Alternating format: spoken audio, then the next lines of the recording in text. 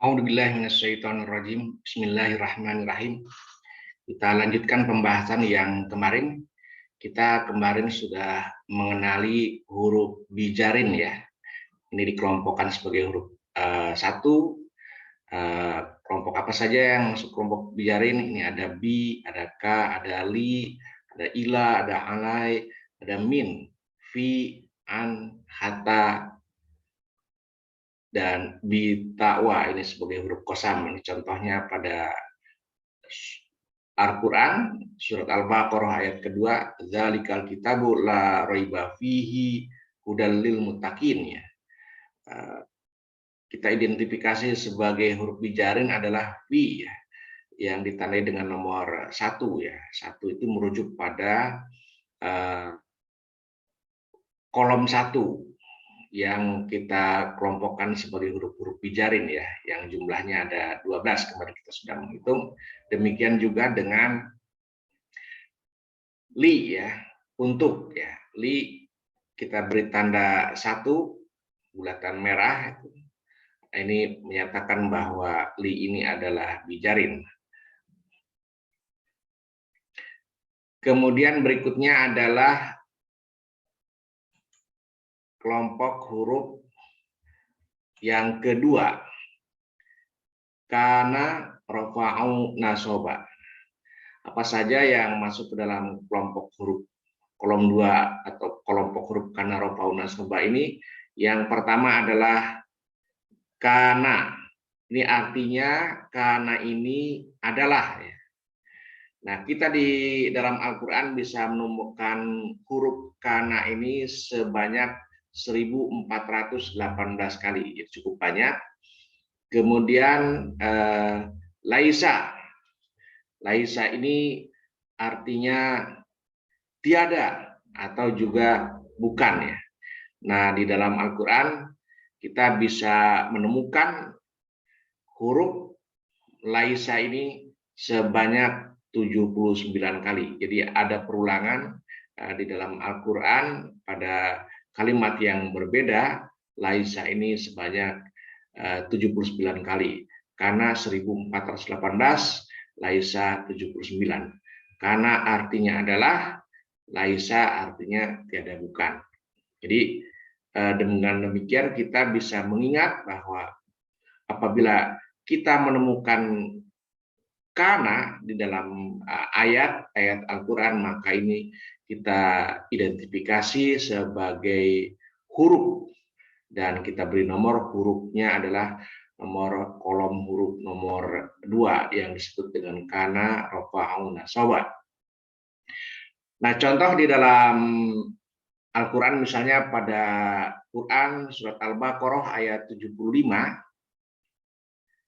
afatat ma'una ayyuminu lakum wa qad kana fariqum minhum yasma'una kalamallahi. Nah, kita menemukan di dalam Quran surat Al-Baqarah ayat 75 ini kana ya. Nah, kana ini kita identifikasi sebagai huruf kolom kedua ya, artinya adalah. Kemudian pada kolom berikutnya kita mengenal kolom huruf yang disebut dengan inna, nasoba, rofa'u. Apa saja yang masuk ke dalam kelompok huruf kolom ketiga ini atau kelompok huruf inna, nasoba, rofa'u? Yang pertama inna, ini ada tasdid, dibacanya inna artinya sesungguhnya. Nah, kita menemukan huruf inna ini di dalam Al-Quran sebanyak 972 kali. Kemudian anna. Anna artinya sesungguhnya. Kita bisa menemukan huruf anna ini di dalam Al-Quran sebanyak 187 kali. Kemudian ka'anna.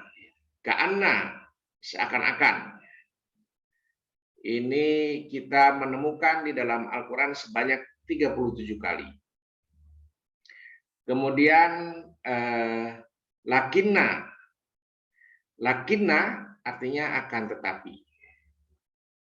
Kita bisa menemukan di dalam Al-Quran huruf lakinna ini akan tetapi sebanyak, artinya akan tetapi jumlahnya dalam Al-Quran sebanyak 65 kali. Kemudian huruf la'alla artinya semoga atau supaya. Nah, ini la'alla ini kita bisa menemukan di dalam Al-Quran sebanyak 129 kali. Kemudian laita artinya andaikan, dan kita bisa menemukan di dalam Al-Quran sebanyak 14 kali. Jadi dengan menghafal atau mengingat arti-arti ini, kita bisa mengelompokkan nanti kalimat-kalimat Al-Quran bahwa ini artinya punya kata ini punya arti tersendiri. Artinya itu adalah seperti dijelaskan tadi, inna sesungguhnya, anna sesungguhnya, ka'anna seakan-akan, lakinna akan tetapi, la'alla semoga atau supaya, laita andaikan.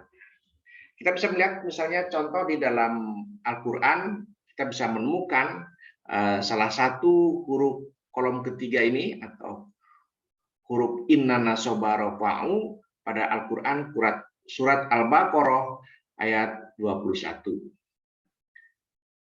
Ya ayyuhan nasu wa'budu rabbakumul ladzi khalaqakum walladzina min qablikum la'allakum tattaqun. Kita melihat di sini ada huruf yang dilingkari ya. Ini ada min, ada la'alla. Kita sudah belajar sebenarnya min ini kemarin diidentifikasi sebagai huruf bijarin ya. Huruf bijarin yang menyebabkan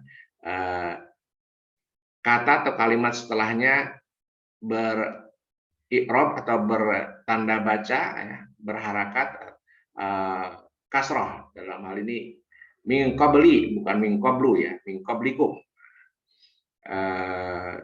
Kemudian ini disambung dengan domir kum ya.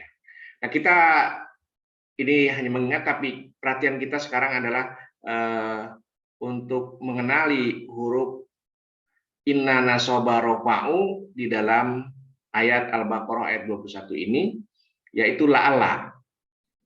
Nah, la'allakum ini kita mengidentifikasi sebagai huruf inna nasoba rofa'u atau huruf kelompok kolom 3. Artinya la'alla. Jadi kita bisa mengidentifikasi, menginventarisir atau memisahkan ini sebagai huruf atau kalimat atau kata yang punya arti tersendiri. La'allakum, semoga atau supaya dan seterusnya. Pada kalimat atau huruf berikut artinya apa? Dalam hal ini la'allakum, semoga kamu sekalian tatakuna. Tatakuna ini nanti diidentifikasi sebagai fiil ya, sebagai fiil mudhari ya. Kenapa fiil mudhari? Ya karena ada ciri-ciri atau tanda-tanda tertentu. Dalam hal ini diawali dengan huruf ta. Nanti kita akan belajar lebih lanjut.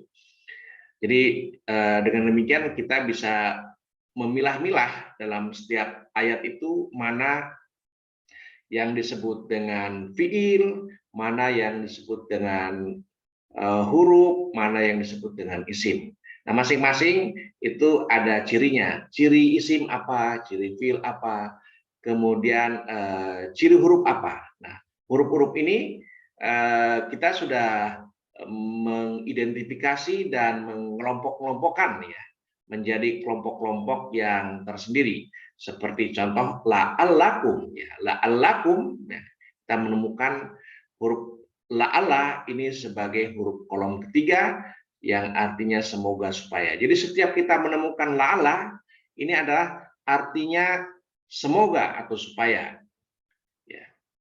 Kira-kira seperti itu sehingga kita bisa apa namanya, memahami Al-Quran ini setahap demi setahap dari apa yang tertulis di dalam Al-Quran ini. Oh, ini huruf, oh ini isim, oh ini fiil, oh ini huruf kelompok tiga, atau oh ini huruf kelompok inna, nasoba, rofa'u. Nah, demikian yang bisa saya sampaikan pada kesempatan ini. Mudah-mudahan bisa dipahami, bisa bermanfaat di dalam membantu kita belajar untuk memahami Al-Quran, sehingga kita menjadi orang yang paham Al-Quran, sehingga menjadi orang yang mengerti dan menjadi orang yang bertakwa. Terima kasih. Alhamdulillahirrahmanirrahim. Assalamualaikum warahmatullahi wabarakatuh.